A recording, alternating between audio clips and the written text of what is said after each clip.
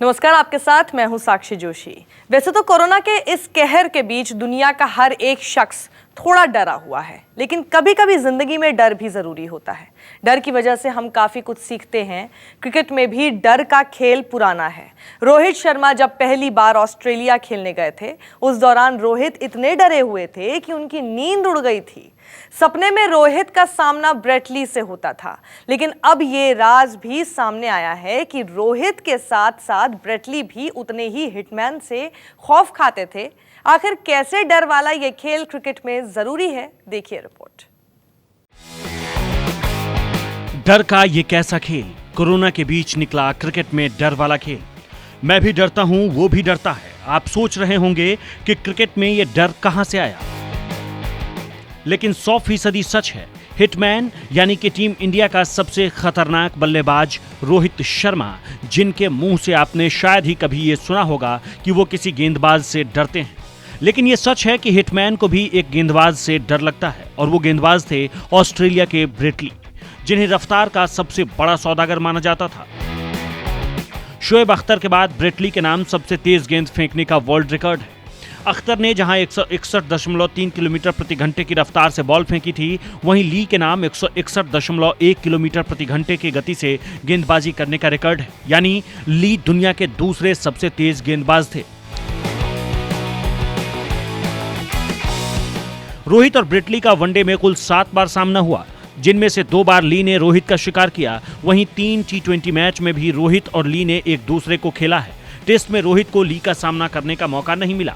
Brett Lee को लेकर रोहित ने यह बयान दिया था, अगर मैं सबसे मुश्किल पेसर का नाम लूं तो वो ब्रेट ली ही होंगे, लेकिन उनके ख्यालों ने मुझे 2007 के ऑस्ट्रेलिया टूर से एक दिन पहले वाली रात सोने नहीं दिया। मैं पूरी रात ये सोचकर जागता रहा कि 150 किलोमीटर प्रति घंटे की रफ्तार से डालने वाले गेंदबाज को किस तरह से खेला जाए। देखा आपने कैसे रोहित की नींद उड़ा दी थी ब्रेट ली। हम आपको बता दें कि 2007 में रोहित ने पहली बार ऑस्ट्रेलिया का दौरा किया था। वहीं रोहित के बयान के बाद अब ब्रेट ली ने रोहित को लेकर अपनी राय रखी है। रोहित बेहद आक्रामक बल्लेबाज हैं, लेकिन मेरी उनके साथ जो पहली याद है वो है उनके बल्ले की आवाज। वो पहली ऐसी चीज है जो मुझे उन्हें लेकर याद आती है। उनके बल्ले की वो नॉक जो गेंद के बल्ले के बीचों बीच लगने पे आती है, वो एक अलग ही आवाज होती है। मैं ऐसे बल्लेबाज को गेंदबाजी करना नहीं चाहता।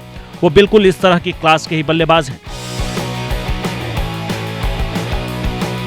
जाहिर है ब्रेट ली अगर अपने समय में सबसे खतरनाक गेंदबाज थे, तो वहीं अब रोहित दुनिया के सबसे आक्रामक बल्लेबाज माने जाते हैं। और दोनों जिस तरह से एक दूसरे की तारीफ कर रहे हैं, वो वाकई ये दिखाता है कि क्रिकेट को अभी भी जेंटलमैन गेम क्यों कहा जाता है।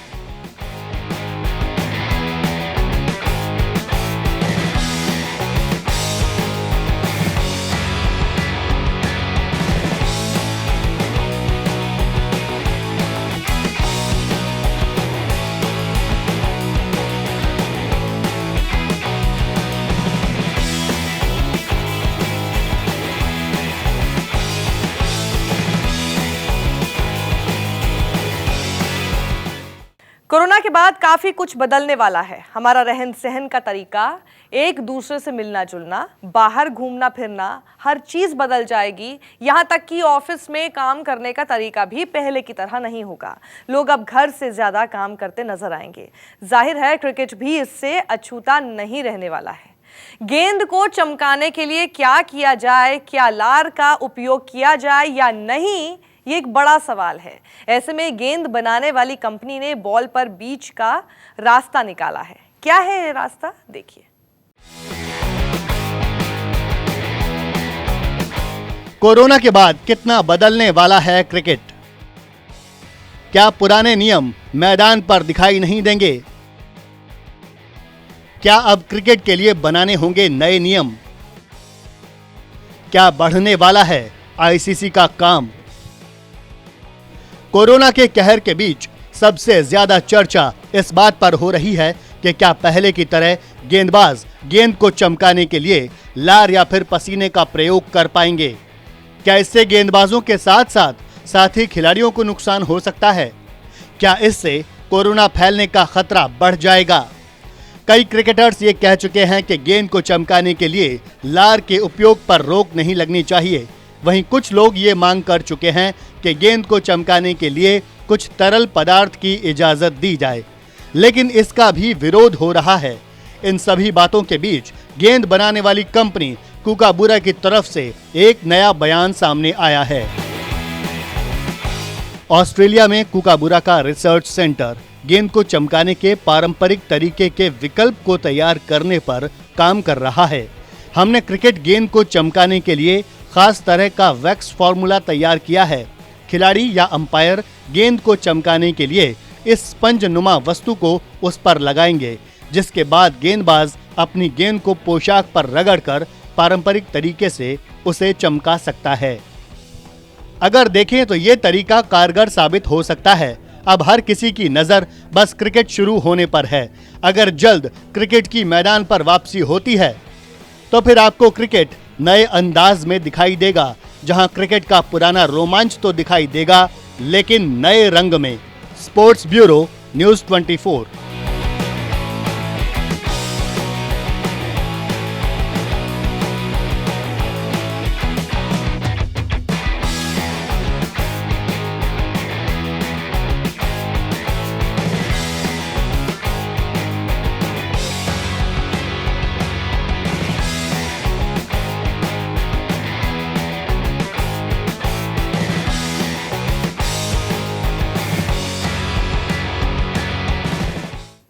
वैसे तो हर युवा क्रिकेट धोनी को देखकर बड़े हुए हैं। हर किसी का यही सपना रहता है कि वो भी धोनी की तरह बने, दुनिया में धोनी की तरह अपनी धाक कायम रखे।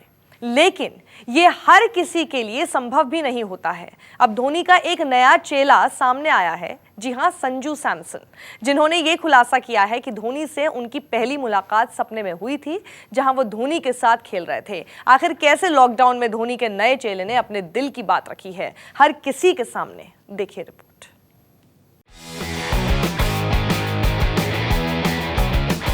महेंद्र सिंह धोनी का चेला नंबर 3। धोनी वाली जगह टीम में खाली है।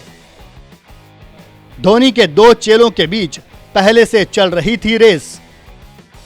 इस रेस में अब आ गया तीसरा शख्स। जी हां, तीसरा शख्स, यानी कि संजू सैमसन।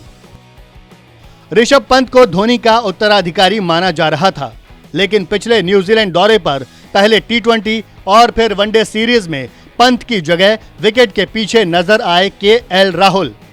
हालांकि टेस्ट सीरीज में पंत को फिर से विकेट के पीछे मौका मिल गया, लेकिन माना जा रहा है कि बतौर कीपर केएल राहुल ने विराट के दिमाग में अपनी जगह फिट कर ली है। पंत और राहुल की इस रेस में अब संजू सैमसन भी शामिल हो गए हैं। अगर देखें तो संजू सैमसन ने साल 2015 में अपना टी20 डेब्यू किया था, लेकिन डेब्यू के बाद 5 साल तक टीम में नहीं आ पाए। इसी साल न्यूजीलैंड दौरे पर संजू सैमसन को मौका मिला था, लेकिन बतौर कीपर नहीं। संजू सैमसन भी महेंद्र सिंह धोनी को देखकर बड़े हुए हैं। धोनी को लेकर सैमसन का कहना है, मैंने वास्तव में धोनी को अपने सपने में देखा था, जहां माही भाई टीम के कप्तान थे और वह मैदान पर फील्ड सजा रहे थे। मैं स्लिप में खड़ा था और उन्होंने मुझसे कहा, संजू वहां जा। इसके कुछ दिनों बाद उन्होंने कप्तानी से इस्तीफा दे दिया और मैंने सोचा कि मेरा सपना कैसे पूरा होगा। हालांकि संजू सैमसन को भी दूसरे कीपर की तरह ये पता है कि धोनी की जगह टीम में कोई नहीं ले सकता। आप उनके खेल को फॉलो करते हैं और फिर उसे कॉपी करने की कोशिश करते हैं, लेकिन आप असफल हो जाते हैं। आप उन्हें कॉपी नहीं कर सकते। अब देखने वाली बात होगी कि टीम इंडिया में वापसी की कोशिश करने वाले संजू सैमसन की ख्वाहिश पूरी हो पाती है या नहीं। लेकिन इतना तो साफ है कि जिस खिलाड़ी ने धोनी को देखकर सीखने की कोशिश की हो, उसका कॉन्फिडेंस भी धोनी की तरह होगा, जो कभी हार नहीं मानते थे।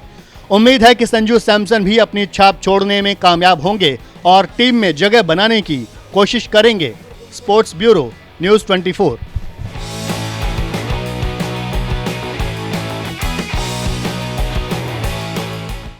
कोरोना की वजह से सरकारें परेशान हैं। शराब, पेट्रोल, डीजल और बाकी चीजों की कीमतें बढ़ाई जा रही हैं ताकि अर्थव्यवस्था को संभालने में मदद मिले। अब भला बड़ी से बड़ी सरकारें हिली हुई तो इससे क्रिकेट कैसे बच सकता है? क्रिकेट की बहाली भी जरूरी है। खेल को जिंदा रखने के लिए मैदान पर फिर से क्रिकेट को लौटना पड़ेगा। तभी तो T20 वर्ल्ड के लिए तमाम कोशिशें हो रही हैं और कोशिश करने वालों की कभी हार नहीं होती, ये भी सच है। मत हो निराश, हो रही है कोशिश। कोरोना के आगे कुर्बान नहीं होगा T20 वर्ल्ड कप। तलाशे जा रहे हैं विकल्प, निकलने वाला है रास्ता। लॉकडाउन की कैद में जकड़ी दुनिया में क्रिकेट समेत तमाम खेल प्रतियोगिताएं मार्च महीने से ही ठप पड़ी हैं। ऐसे में इस साल ऑस्ट्रेलिया की मेजबानी में होने वाले T20 वर्ल्ड कप के आयोजन पर भी खतरा मंडरा रहा है। लेकिन फटाफट क्रिकेट की लोकप्रियता को देखते हुए हर संभव प्रयास किए जा रहे हैं कि कोरोना की भेंट ना चढ़ पाए T20 वर्ल्ड कप।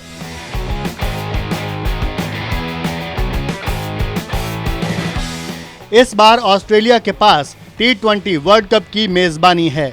ऑस्ट्रेलिया के खेल मंत्री रिचर्ड कोलबेक ने कहा है कि उनका देश T20 वर्ल्ड कप के लिए टीमों की मेजबानी करने की चुनौती से पार पा सकता है। लेकिन समस्या ये है कि क्या टूर्नामेंट का आयोजन खाली स्टेडियमों में कराना सही होगा, क्योंकि कई दिग्गज और जानकार ये कह चुके हैं कि मैच रद्द होने के बजाय खाली स्टेडियम में कराया जाए, जबकि एक धड़े का मानना है कि इससे क्रिकेट का रोमांच खत्म हो जाएगा। अगर ये दोनों टूर्नामेंट नहीं होते हैं तो क्रिकेट ऑस्ट्रेलिया को 30 करोड़ ऑस्ट्रेलियाई डॉलर का नुकसान हो सकता है। खेल मंत्री कोलबेक ने T20 वर्ल्ड कप पर बयान जारी करते हुए कहा है, हम सभी हालात में अंतर को समझते हैं, लेकिन जहां तक टीमों का मसला है तो मुझे लगता है कि हम खेल और खिलाड़ियों की हेल्प से कुछ नियम तय कर सकते हैं जो कि अहम हैं। अगर हम टूर्नामेंट का आयोजन करते हैं तो तय समय तक अलग रहना और बायोसिक्योरिटी प्रोटोकॉल जरूरी है।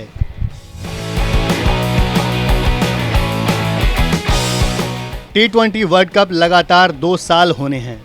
अगले साल इसका आयोजन भारत में होना है। ऐसे भी कयास लगाए जा रहे हैं कि इस साल होने वाला T20 वर्ल्ड कप अगले साल के लिए टाल दिया जाए और 2021 वाले T20 वर्ल्ड कप को 2022 में करवा लिया जाए। लेकिन क्रिकेट फैंस के साथ साथ ICC की भी कोशिश ये है कि सभी विकल्पों पर गौर किया जाए और T20 वर्ल्ड कप इसी साल कराने की कोशिश की जाए। अब देखने वाली बात होगी कि T20 वर्ल्ड कप पर क्या रास्ता निकलता है।